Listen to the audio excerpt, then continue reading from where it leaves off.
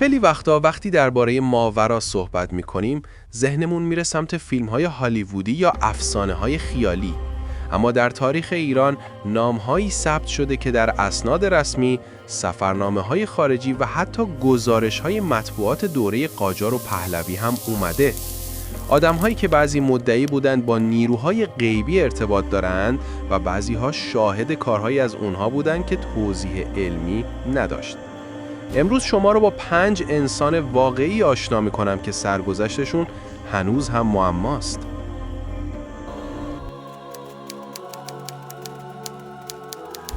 سید علی محمد باب در نیمه قرن 13 هجری قمری از شیراز برخاست و ناگهان ادعا کرد کتابی آسمانی به نام بیان آورده است. او در جمع‌های کوچک و بعدتر در میان پیروان پرشمارش خود را باب یعنی دروازه‌ای به سوی حقیقت غیبی معرفی کرد. روایت‌های تاریخی نشان می‌دهد بسیاری از مریدانش باور داشتند کلماتش از جهان دیگر می‌آید و نوعی وحی است. حتی در منابع قاجاری ذکر شده برخی پیشگویی‌های او درباره شورش‌ها و تغییرات اجتماعی بعدتر به وقوع پیوست. همین موضوع باعث شد از یک روحانی ساده به چهره‌ای پرنفوذ و هراس برانگیز در سیاست قاجار تبدیل شود. اما باب تنها کسی نبود که در ایران ادعا می‌کرد با غیب در ارتباطه.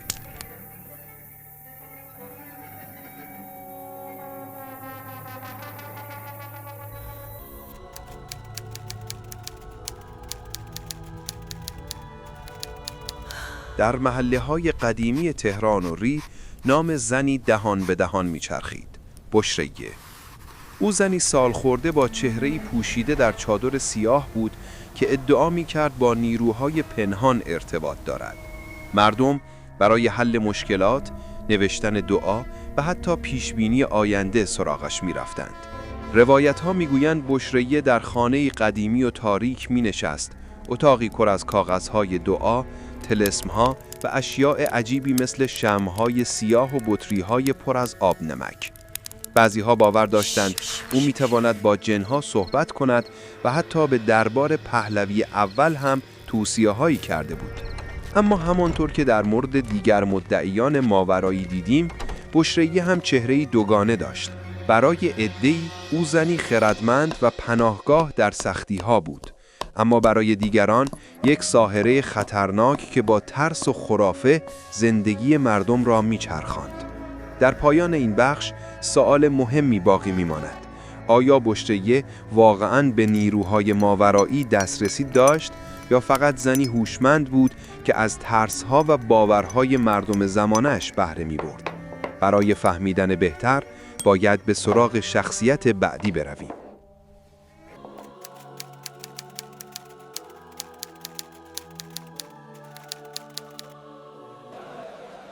در دهه 1320 خورشیدی در مشهد نام مردی دهان به دهان می‌گشت که او را سید بلور فروش می‌نامیدند. او مدعی بود با اجنه در ارتباط است و می‌تواند مکان گنج‌های پنهان را نشان دهد. گزارش‌های مطبوعات محلی آن زمان پر از ماجراهایی است که افراد ثروتمند یا حتی روستاییان ساده‌دل پول‌های کلانی به او می‌دادند تا با کمک اجنه گنجی برایشان بیابد. برخی روایت‌ها می‌گویند عده‌ای با ادعای او موفق به کشف اشیاء قدیمی شدند، اما بیشتر داستان‌ها با ناامیدی و کلاهبرداری پایان یافت. این شخصیت به قدری مشهور شد که نامش حتی در محافل رسمی هم شنیده می‌شد. ولی ادعای ارتباط با اجنه فقط به مشهد محدود نشد. در تهران هم کسی بود که کارش خیلی ترسناکتر بود.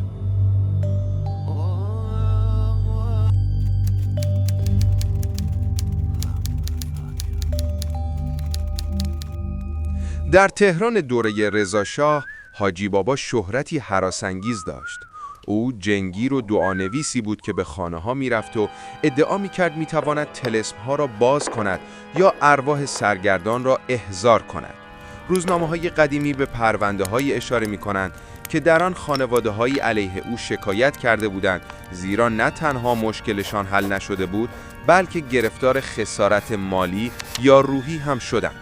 با این حال بسیاری از مردم همچنان به قدرت‌هایش باور داشتند و او را مرجع آخر امید می‌دانستند.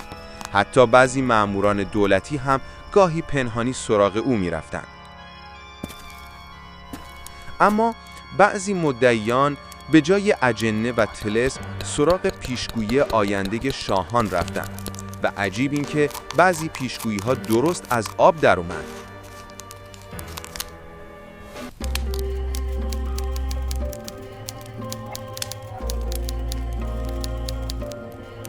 ملا آقا یکی از چهره‌های پر رمز و راز دربار ناصرالدین شاه بود.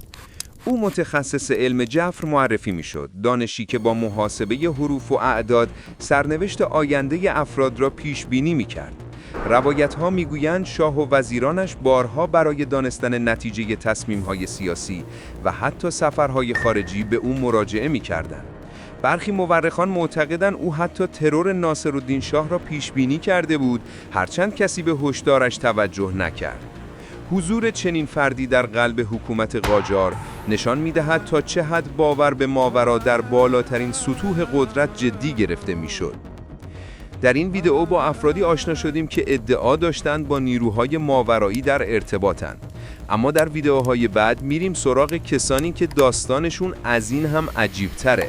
از صوفیانی که سالها بدون غذا زنده میموندن تا موبدانی که آینده مردم رو پیشگویی میکردن. اگر فکر میکنید به این ویدیوها علاقه‌مندید در کامنت ها برامون بنویسید و رمزنامه رو سابسکرایب کنید.